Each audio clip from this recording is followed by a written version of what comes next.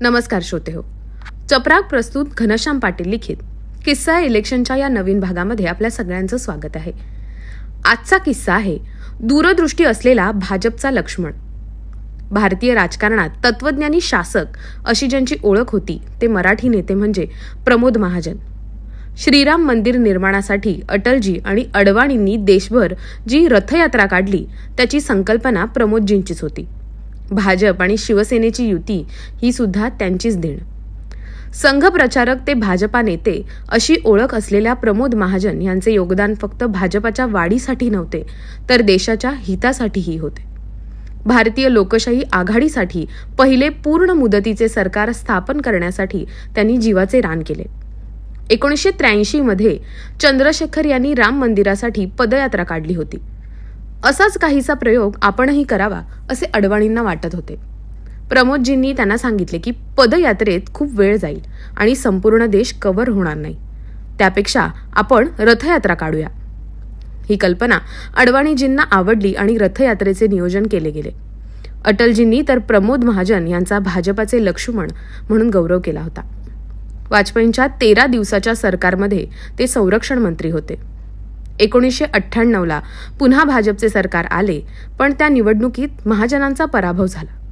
त्यामुळे त्यांना राज्यसभेवर घेण्यात आले आणि माहिती आणि प्रसारण मंत्री केले गेले. त्यावेळी रिलायन्सला फायदेशीर ठरतील असे निर्णय घेतल्याचा आरोप त्यांच्यावर झाला होता. अटल बिहारी वाजपेयी यांची पंतप्रधान म्हणून लोकप्रियता असतानाचा एक छान किस्सा आहे. ती 2004ची लोकसभेची सार्वत्रिक निवडणूक होती. इंडिया शायनिंग ही प्रमोद महाजन यांची कल्पना होती. त्याचे जोरदार मार्केटिंग सुरू होते. त्यावेळी महाजन खानदेश दौऱ्यावर होते. नंदुरबारच्या जागेवरून एकनाथ खडसे आणि प्रमोद महाजन यांच्यात खडाजंगी सुरू होती.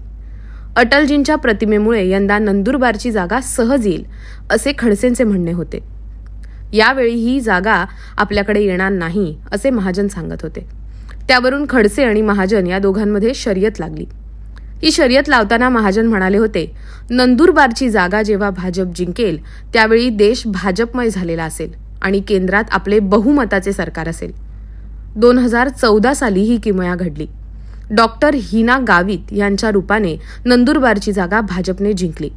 2019लाही ती कायम राखली. देशभर भाजपमय वातावरण झाले. 2004ला महाजनांनी भाकीत केल्याप्रमाणे 2014ला नंदुरबारची जागा जिंकली आणि नरेंद्र मोदी यांच्या नेतृत्वाखाली भाजपचे बहुमताचे सरकार केंद्रात आले. हे चित्र पाहण्यासाठी मात्र प्रमोदजी आपल्यात नाहीत. त्यांची दूरदृष्टी काय होती याचा अंदाज घेण्यासाठी हे एक उदाहरण पुरेसे आहे. राष्ट्रीय स्तरावर नेतृत्व करायची क्षमता असलेल्या या नेत्याची त्यांच्याच भावाने गोळ्या झाडून हत्या केली. गेल्या 2 निवडणुकीत जसा मोदींचा झंझावात होता तसेच वातावरण त्या काळात प्रमोद महाजन यांनी निर्माण केले होते. मराठी माणूस पंतप्रधान व्हावा असे अनेकांचे स्वप्न त्यांच्या रूपाने पूर्णत्वास गेले असते, मात्र नियतीला ते मान्य नसावे. आजच्या भाजपच्या यशाची मुहूर्तमेढ मात्र या मराठी नेत्याने रोवली होती हे सत्य कोणीही नाकारणार नाही. तर श्रोतेहो, हा आजचा किस्सा तुम्हा सर्वांना कसा वाटला हे तुमच्या प्रतिक्रियांद्वारे आम्हाला नक्की कळवा आणि अशाच धमाल किस्सांसाठी आणि मराठी साहित्यासाठी आमचं चॅनल जरूर सबस्क्राईब करा. तसंच पुणे शहरातून साहित्य चपराक हे मासिक आणि चपराक प्रकाशन ही उत्तमोत्तम पुस्तके प्रकाशित करणारी ग्रंथ प्रकाशन संस्था चालविण्यात येते. साहित्य चपराक मासिकाचा अंक दरमहा 10 तारखेला प्रकाशित होतो. आपले साहित्य पाठवण्यासाठी, चपराकमध्ये जाहिराती देण्यासाठी आणि नवनवीन पुस्तकांच्या माहितीसाठी संपर्क करा. घनश्याम पाटील, संपादक, चपराक.